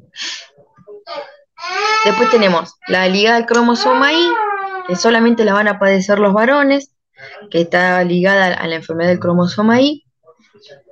Entonces, el varón afectado transmite la enfermedad a todos sus hijos, pero a ninguna de las hijas, ¿sí? O sea, a sus hijos masculinos se los transmite a todos y a sus hijos femeninos no, ¿sí? Esta es rarísima, muy rara es, pero bueno, existe. Después tenemos la dominante ligada al cromosoma X, que son poco frecuentes, ¿sí? Se manifiestan en las mujeres con una mutación en 2 copias del gen del cromosoma X y en los hombres que tienen el gen mutado para el único cromosoma X que tienen, ¿sí? Tanto hijos varones como mujeres, el 50% va a estar afectado. De la madre me refiero, ¿no? Y la traducción o la expresión de la enfermedad en las mujeres va a ser más leve que en la de los varones. En la de los varones va a ser más grave porque tienen un solo X que no tienen que las compense. Y los varones afectados transmiten la enfermedad a sus hijas y los hijos masculinos, o sea, los varones van a ser sanos. Por ejemplo, acá el raquitismo hipofosfatémico. Así que si se acuerdan de una de las clases anteriores, les puse fotos de raquitismo y demás, de cómo es la alteración eh, a nivel óseo. Después hablamos de los rasgos. ¿Sí? Los rasgos es cualquier característica de los genes, que está determinada por los genes, como por ejemplo el color del cabello, el color de los ojos, ¿sí? La estatura, bueno, todos esos, y se clasifican como dominante y recesivo. Y tenemos los rasgos dominantes, que son los que se expresan, incluso cuando está presente, es que no tengo el video, hija, después lo saludamos, está presente en una única copia del gen para ese rasgo. ¿Sí? Y después lo saludamos, mi amor. Si no te ven ahora, después. Los rasgos recesivos que transportan los cromosomas autosómicos se expresan cuando están en las dos copias del gen, para ese rasgo, ¿no? Después, perdón, como las personas con una copia de un gen anómalo para un rasgo recesivo y que lo que vamos a llamar los portadores, ¿sí? Después tenemos los rasgos codominantes. Entonces hay ambas copias de ese gen que se van a expresar y un ejemplo de ese es en el grupo sanguíneo, ¿sí? Por ejemplo, el gen que codifica para el grupo A o el grupo B o el O positivo, ¿sí? O el cero positivo que algunos no conocen, va a tener o ambos grupos AB y va a formar el grupo AB completo, ¿sí? Entonces, hablamos de la penetrancia. ¿Qué es la penetrancia? La penetrancia es el porcentaje de personas que poseen el alelo, que es el gen responsable de las variaciones que va a expresar ese rasgo dado, ¿sí? Y ahí hablamos de fenotipo, que es lo que hablamos al principio. Y acá tenemos un ejemplo que la mitad de las personas con el alelo muestran su rasgo y su penetrancia es del 50%, ¿sí? Y esta penetrancia puede ser completa o incompleta. Es incompleta cuando no expresa, cuando no siempre se expresa, aunque el rasgo sea dominante, ¿sí? O si es recesivo. Y la penetrancia de un gen determinado puede variar de persona a persona, bueno, incluso en el alelo específico. Y esto es importante, el portador del alelo no afectado puede transmitirlo a sus hijos, ¿sí? Que pueden tener ese rasgo.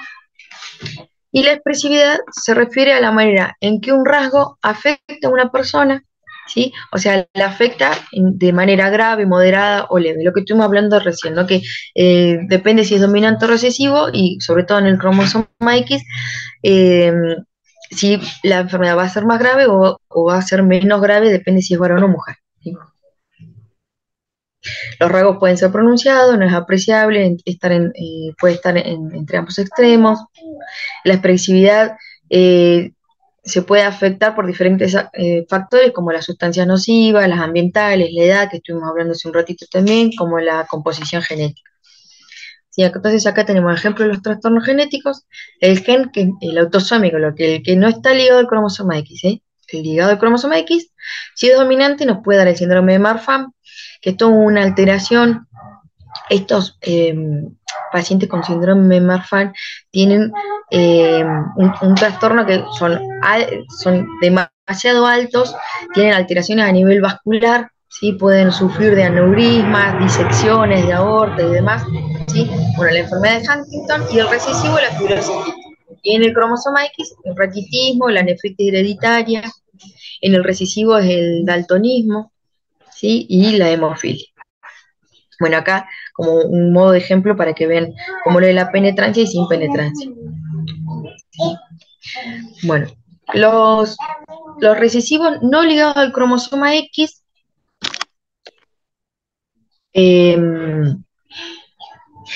van a padecer la enfermedad la persona que recibe los dos genes anormales, ¿sí? Uno cada progenitor.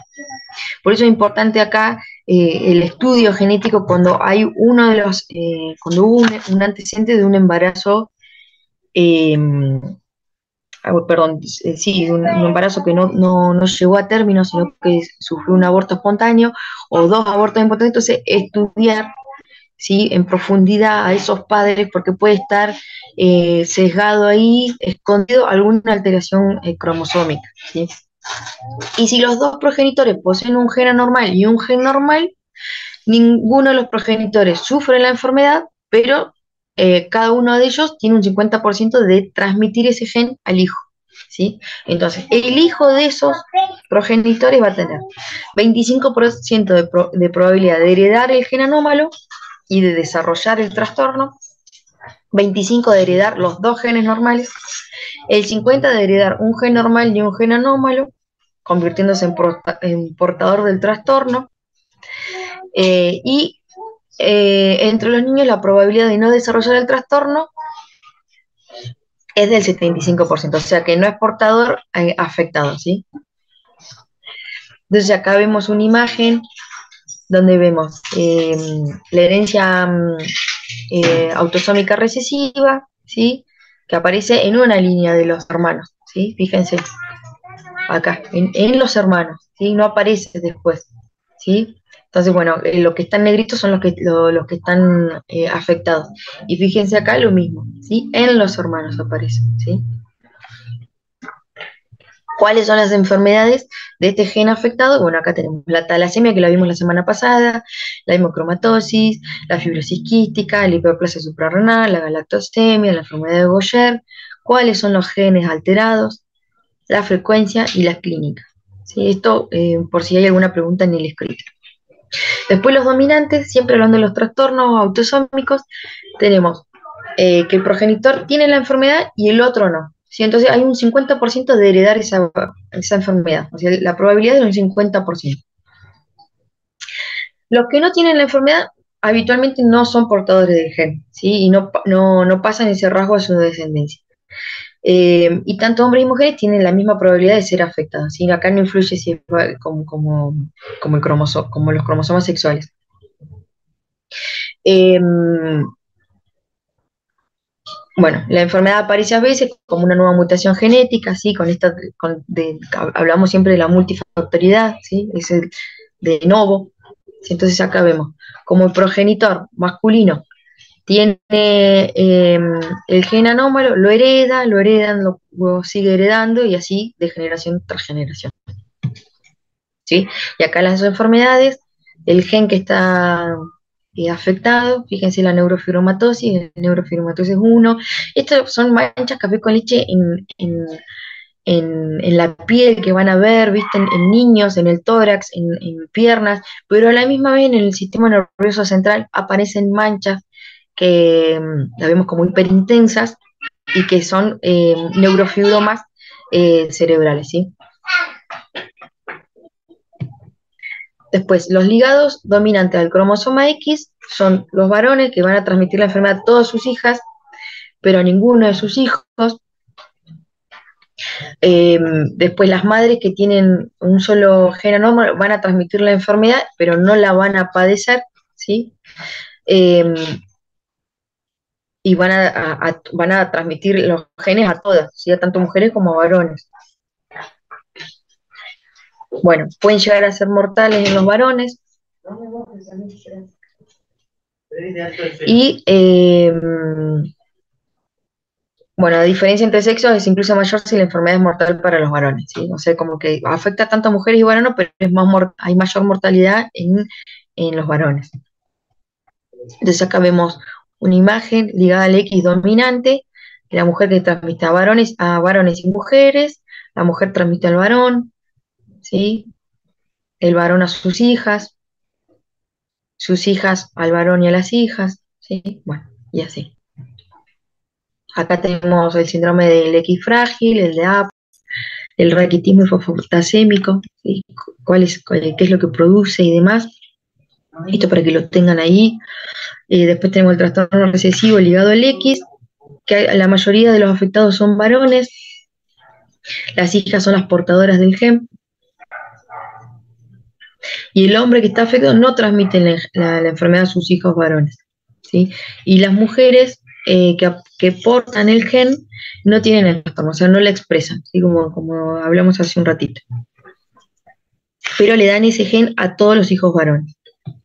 Entonces acá vemos en las dos imágenes, ¿no?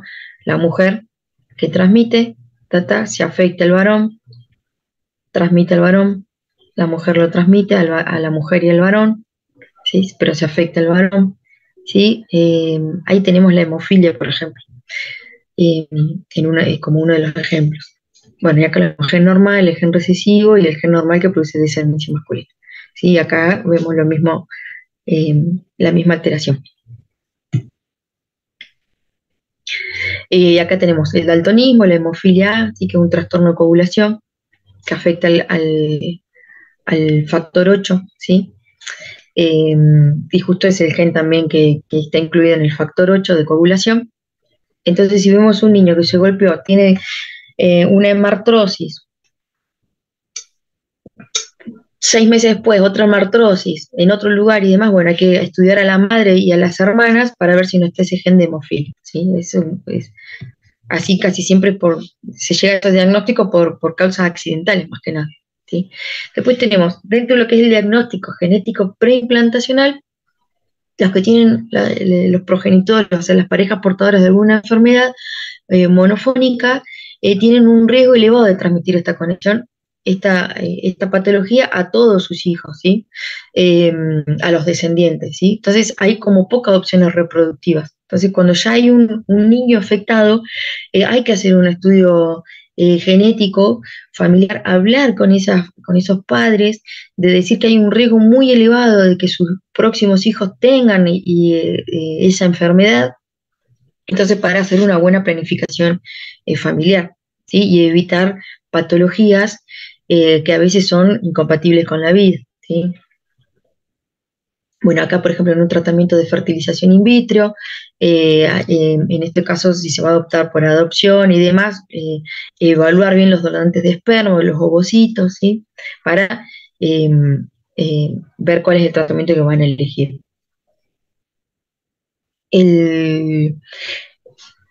Otra de las cosas que nos permite el diagnóstico genético preimplantacional es tener un hijo sin transmitirle la enfermedad genética, ¿sí? Entonces, evalúas antes todo, ¿sí? Lo que se hace es evaluar el embrión antes de implantarlo en el útero, y sobre todo se los estudian en las parejas que tienen ya el riesgo de transmitir esta enfermedad, ¿sí? El diagnóstico genético preimplantacional va a dar el estado de cada uno de los embrioncitos concebidos, y los que sean sanos y que no tienen esa enfermedad son los que se van a implantar, ¿sí? Entonces es una técnica que va de la mano de las dos, de la fecundación in vitro y aparte del análisis genético, ¿sí? Dentro de lo que es el asesoramiento genético es, como médico tenemos, y esto es el genetista fundamentalmente, ver todos los antecedentes médico-clínicos y familiares de ese núcleo familiar, para ver la probabilidad de aparición o recurrencia de esa enfermedad y de ese gen anómalo, ¿sí?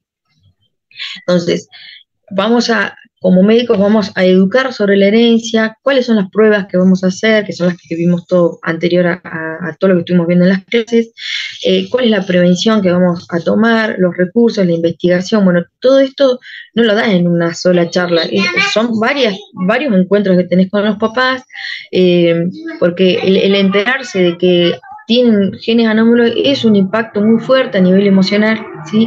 Y si eso encima va a traducirse en que pueden llegar a tener un niño que es incompatible con la vida, o que va a tener alguno de los trastornos, es más doloroso todavía, ¿sí? Entonces con estos temas siempre hay que ser muy, muy prudentes, hablar con caridad, o sea, tener precaución en eso también, y nos va a permitir promover opciones informadas y adaptación del riesgo o la enfermedad. Cuando ya tenemos la alteración genética, o sea, el bebito ya nació, ya tiene la alteración genética, entonces tenemos distintos tipos de tratamiento. Una restricción dietética, ¿sí? Por ejemplo, en las que son producidas por defectos enzimáticos, como la fenilcetonuria y la galactosemia. Entonces se evitan los alimentos que tengan galactosa y fenilcetonuria, ¿sí? Fenilalanina, para evitar la fenilcetonuria, ¿sí? O el reemplazo enzimático, que se vio en 8 enfermedades de almacenamiento lisosomal, y son las de Goucher tipo 1, las enfermedades de Fabry, las mucopolisacaridosis tipo 1. Estas son raras, pero existen, chicos. Acá en Argentina hay varios, un montón. La enfermedad de Pombe y la deficiencia de la lipasa ácida lisosomal. El uso de proteínas humanas recombinantes para la hemofilia A, en este caso que se inyectan todos los meses el factor 8 de la coagulación. Para un niño de 6 años, 8 años y todos los meses, ahí también se trabaja en forma interdisciplinaria porque necesitas salud mental, psicología infantil, pediatra, genética, bueno, todos, porque un niño invadido todos los meses de su vida hasta que fallece, o sea, la verdad que es muy traumático, sobre todo en un niño, ¿sí? Bueno, después tenemos el trasplante de células madre o de médula ósea. Esto se vio efectivo en la mucopolisacaridosis, en la anemia de Fanconi y en algunas adrenoleucodistrofias del cromosoma X. Y la terapia génica, que esta está todavía en experimentación, se utiliza en algunas enfermedades como la hiperlipoproteinemia de tipo 1, la inmunodeficiencia combinada severa, las talasemias B, la distrofia muscular de Duchenne, la atrofia muscular espinal de tipo 1 y la hipercolesterolemia familiar. Bueno, como conclusión, las enfermedades monogénicas tienen una variedad, son muy variables, hay patrones de herencias diferentes, el riesgo para esa descendencia va a depender de ese patrón con el que se hereda la enfermedad, o sea, un portador de la enfermedad autosómica dominante va a tener un 50% de un hijo enfermo, ¿sí? Y una pareja que tuvo un hijo con un trastorno autosómico recesivo va a tener un 25% de tener otro hijo igual, ¿sí? Una mujer portadora con una enfermedad ligada al X recesiva tiene un 50% de tener hijos varones afectados y probabilidad del 50% de tener hijas portadoras asintomáticas, ¿sí? Y en un varón con un trastorno ligado al cromosoma X dominante, el 100% de sus hijas van a heredar la enfermedad, mientras que sus hijos van a ser sanos. O sea, los varones van a ser sanos, las mujeres van a tener 100% de la enfermedad. Entonces, hablamos de penetrancia incompleta cuando se trata de un fenómeno en donde la persona tiene una mutación dominante, pero no expresa la enfermedad, ¿sí? O el rasgo.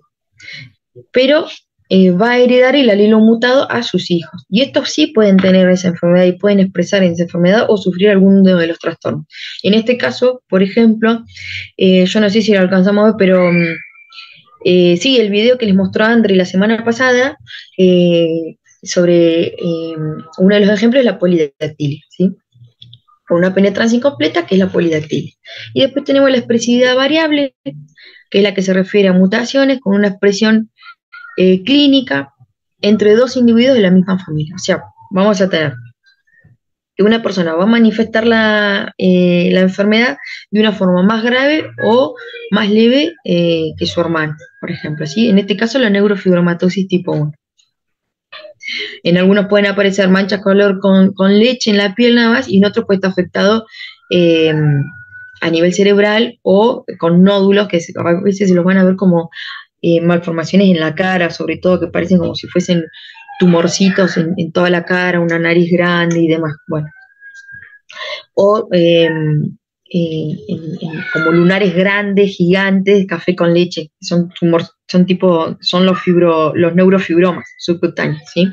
Después otro tipo de este ejemplo es el síndrome de Marfan, en que en algunos van a solamente tener talla alta y dedos largos de las manos o de los pies, ¿sí? Mientras que en otros va a desarrollar alteraciones cardíacas, oculares, y hay desprendimiento de retina, de todo, y anomalías esqueléticas. Bueno, y para despedirme, les dejo esta frase que es de un escritor francés, Paul Cézanne se llama, que el tiempo y la reflexión